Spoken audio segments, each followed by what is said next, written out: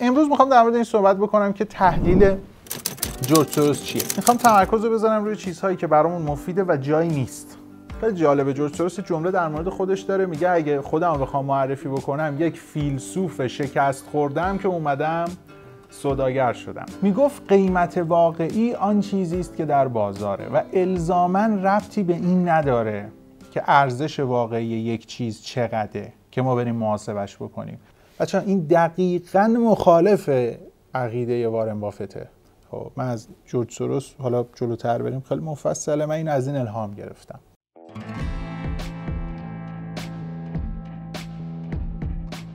عرض سلام خدمت همه عزیزان. بریم سراغ اولین ویدیومون از پلیلیست جورج سوروسمون.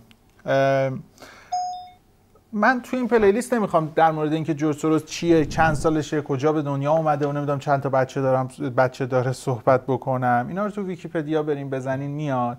میخوام تمرکز رو بذارم روی چیزهایی که برامون مفیده و جایی نیست. خب یعنی به راحتی پیداش نمی‌کنید، چون جورج سوروس خودش علاقه‌ای به این که توضیح بده یا مصاحبه بکنه نداره.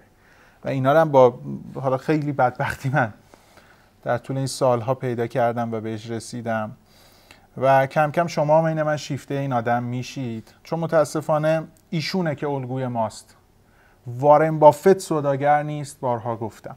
چیزی که به نظرم رسید در اولین موضوع باش در موردش صحبت بکنیم اینه که جورج سوروس بخش تحلیلی سیستمش چه شکلیه و چگونه فکر میکنه و اصلا به چی فکر میکنه.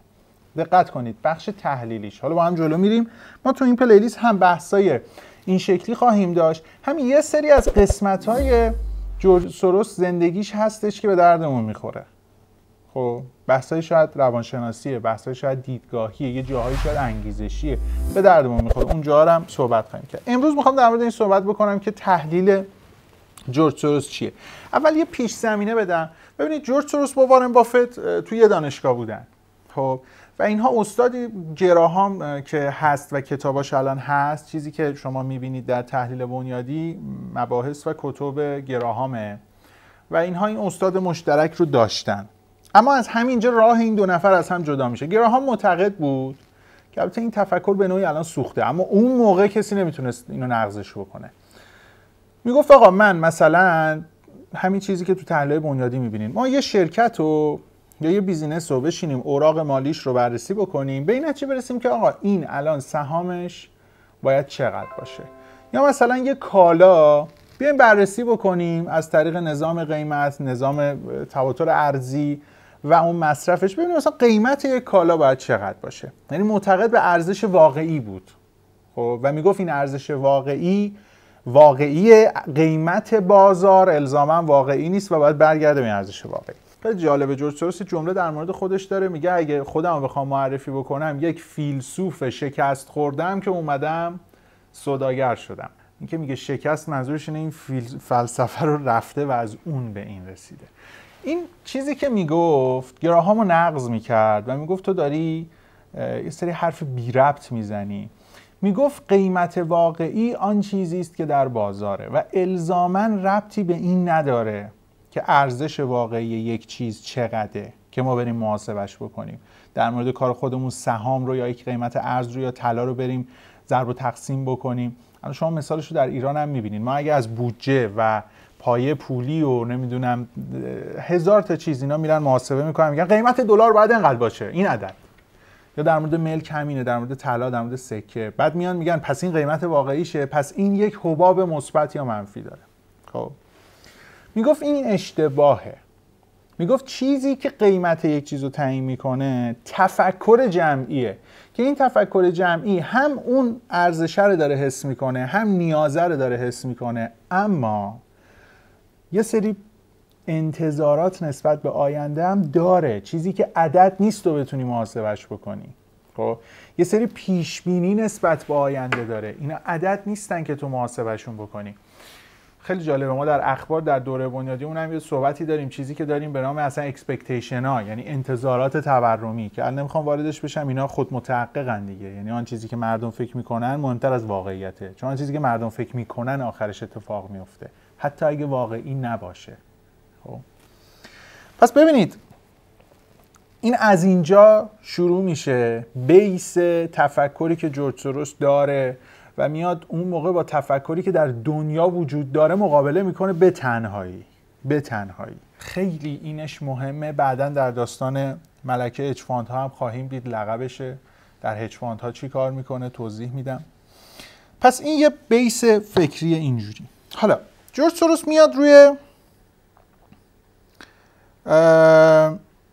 بر اساس این داستانی که گفتیم جورج سوروس معتقد میشه که پس چیزی که بازار رو تکون میده تفکر جمعیه. تفکر جمعی کجا تحریک میشه؟ جایی که هیجان داره. میاد به یه چیزی میرسه که من به فارسی بخوام بگم بهش بگیم تعصب. میاد یه چیزی رو شناسایی میکنه، میگه در تفکر جمعی هر وقت تعصبی شکل میگیره اینجا جاییه که خوبه برای سوداگری. دقت بکنید، تعصب یعنی ما الزاما کاری به واقعیت نداریم.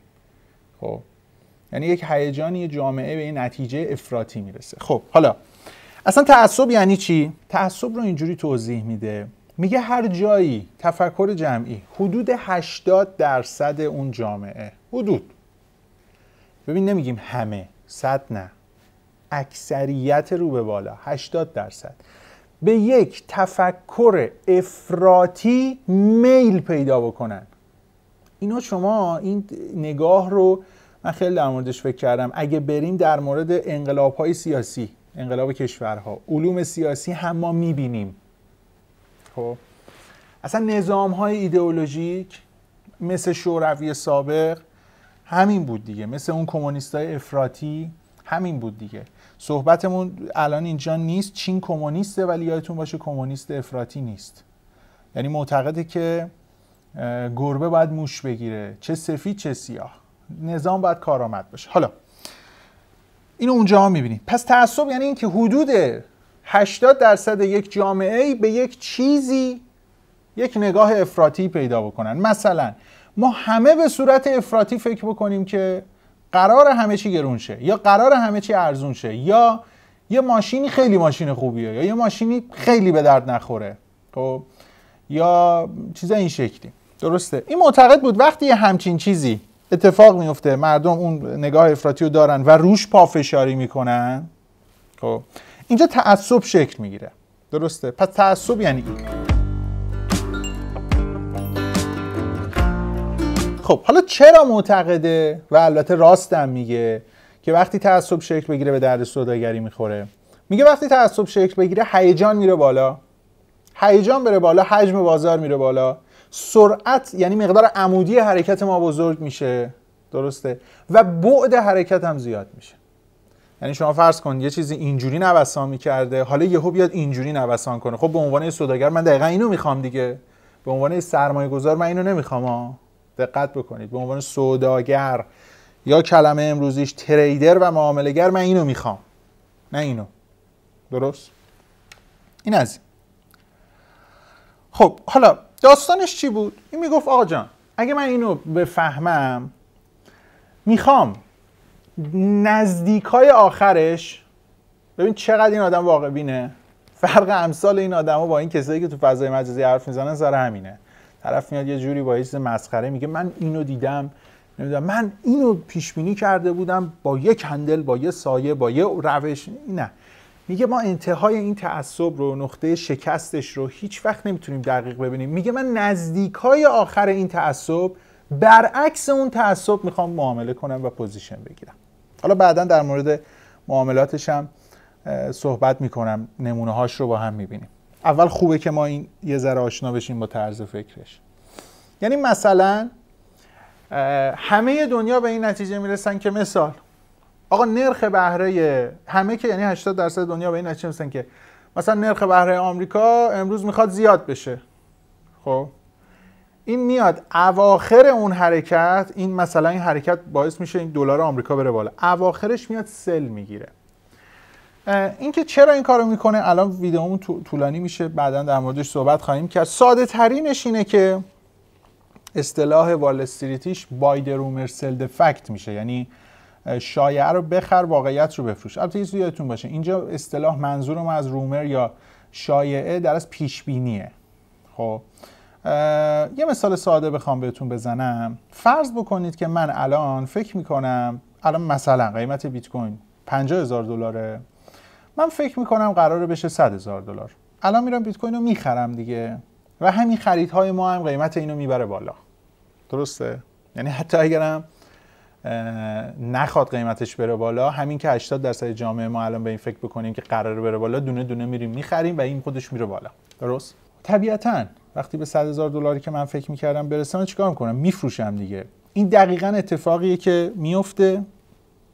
حالا الان نمیخوام واردش بشم، این موضوع یه ویدیو جدا هست که اصلا چرا این اتفاقا میفته. پس جورج سوروس معتقد به تعصب بود، معتقد به این بود که قیمت آن چیزی که در بازار واقعیه، ما چیزی به عنوان ارزش واقعی برای یک شرکت یا برای یک کالا نداریم. بچه‌ها این دقیقاً مخالف عقیده وارن بافته. خب دقیقاً مخالفشه. البته بحث این نیست که وارن بافت اشتباه میکنه یا نه، اصلا فیلد کاریشون اینا با هم فرق داره. متاسفانه تو فضای مجازی میان میگن که نمیدونم از وارن بافت جمله میذارن که ما در ترید ازش استفاده کنیم، اصلا مسخره است. خب بچه‌ها این صحبتی که گفتم فلسفه فکری جورج سوروسه، بحث ابزار نبوده. خب مثلا من خودم مرکز ثقلی که دارم میگم رو از این موضوع الهام گرفتم، وحی که به من نمیشه که. خب من از جورج سوروس، حالا جلوتر بریم خیلی مفصله، من این از این الهام گرفتم. درسته؟ صحبتی که کردیم بحث فلسفه فکریه. اینکه همش دارم تو اون ویدیو اجزای سیستم معاملاتی هم میگم آقا بخش تحلیلی یک سیستم از یک فلسفه‌ای میاد، اینو داریم توضیح میدیم. بحث ابزار نبود. حالا من با این نگاه، با این فلسفه میتونم 1000 تا ابزار درست بکنم، میتونم از 1000 تا ابزار با این نگرش استفاده بکنم.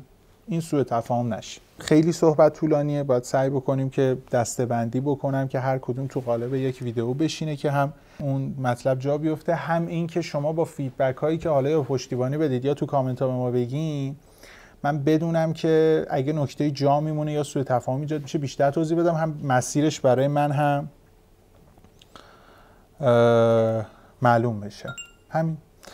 ممنون که وقت گذاشتین، با ما همراه باشین. حتما فیدبکاتون هم بدین، من بدونم اگه چیزی اینجا جا موند یا مبهم بود مجدد به شیوه دیگه توضیح بدیم، هم مسیرمون رو بهتر ببینیم. روز و شبتون بخیر و خداحافظ.